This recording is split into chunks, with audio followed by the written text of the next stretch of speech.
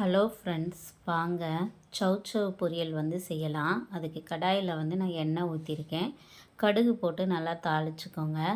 ஒரு பல்லாரியை சின்ன பல்லாரியை எடுத்து கட் பண்ணி வச்சுருக்கிறேன். ஒரு பச்சை மிளகா இதையும் சேர்த்து நல்லா வதக்கிக்கோங்க. எவ்வளோ தூரம் நம்மளால் வதக்க முடியுமோ அவ்வளோ தூரம் நல்லா வதக்கிக்கோங்க. அது வதங்கட்டும். இந்த சைடு சௌசௌ நான் எடுத்து வச்சுருக்கேன். அதையும் நம்ம கட் பண்ணி எடுத்து வச்சுக்கலாம். நல்லா இது வதங்கட்டும். இந்த ஸ்டேஜில் கருவேப்பிலை இருந்துச்சு அப்படின்னா கருவேப்பிலை போட்டுக்கோங்க. அதையும் போட்டு நல்லா சேர்த்து வதக்கிடுங்க. சௌசௌ கட் பண்ணி வச்சுருக்கிற சௌசௌவையும் இதோடு சேர்த்து மிக்ஸ் பண்ணிக்கோங்க. மிக்ஸ் பண்ணிவிட்டு அதோடு சேர்த்து நல்லா வதங்கட்டும். நல்லா வதங்கினா தான் நம்மளுக்கு டேஸ்டியாகவும் இருக்கும். நான் இன்றைக்கி ரசம் சௌசௌ வச்சுருக்கேன்.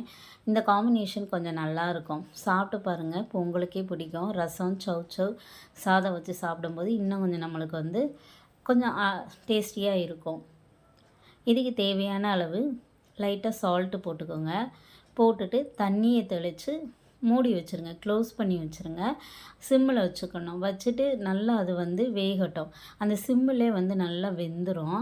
அது வரைக்கும் க்ளோஸ் பண்ணிவிட்டு இங்கிட்டு தேங்காய் எடுத்துக்கலாம். இதுக்கு தேவையான அளவு தேங்காய் எடுத்துக்கோங்க. வேர்க்கடலை போட்டு அரைச்சிங்க அப்படின்னா கொஞ்சம் டேஸ்டியாக இருக்கும். கொஞ்சம் மணமாகவும் இருக்கும். நம்ம இதை சாப்பிடும்போது கொஞ்சம் நல்லா அது வாயில் படும்போது இன்னும் கொஞ்சம் நல்லாவும் இருக்கும். அதனால் என்ன பண்ணுறேன், தேங்காய் வேர்க்கடலை இதையும் சேர்த்து இந்த சைடு நல்லா அரைச்சி எடுத்து வச்சுக்கணும். அரைச்சி எடுத்துகிட்டு வந்ததை இதோட மிக்ஸ் பண்ணிடுங்க. மிக்ஸ் பண்ணிவிட்டு ஒரு 2-3 மினிட்ஸ் அடுப்புலே இருக்கட்டும். அது எல்லாம் அதோடு சேர்ந்து மிக்ஸ் ஆகுந்தன்னைக்கு இருந்த பிறகு இறக்கிருங்க. இறக்கிட்டிங்க அப்படின்னா டேஸ்டியான சௌசௌ பொரியல் ரெடி ஆயிடுச்சு ஃப்ரெண்ட்ஸ். இதே மாதிரி ட்ரை பண்ணி பாருங்கள், கண்டிப்பாக உங்களுக்கு பிடிக்கும். ஏன்னா இது ஒரு டிஃப்ரெண்ட்டாக இருக்கும் வேர்க்கடலை போட்டு பண்ணுறதுனால. பிடிச்சிருந்துச்சு அப்படின்னா சேனலை லைக் பண்ணுங்கள், சப்ஸ்கிரைப் பண்ணுங்கள், ஃபார்வர்ட் பண்ணுங்கள். இப்படி சௌசௌ வைக்கலாம். சௌசௌவிலே நீங்கள் எக்கு கூட போட்டு பண்ணலாம்.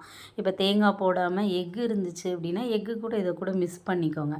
மிக்ஸ் பண்ணி சாப்பிடும்போது இன்னும் கொஞ்சம் நல்லா டேஸ்டியாக இருக்கும், டிஃப்ரெண்ட்டாகவும் இருக்கும். ட்ரை பண்ணி பாருங்கள் ஃப்ரெண்ட்ஸ். பிடிச்சிருந்துச்சுன்னா சேனலை லைக் பண்ணுங்கள், சப்ஸ்கிரைப் பண்ணுங்கள், ஃபார்வர்ட் பண்ணுங்கள்.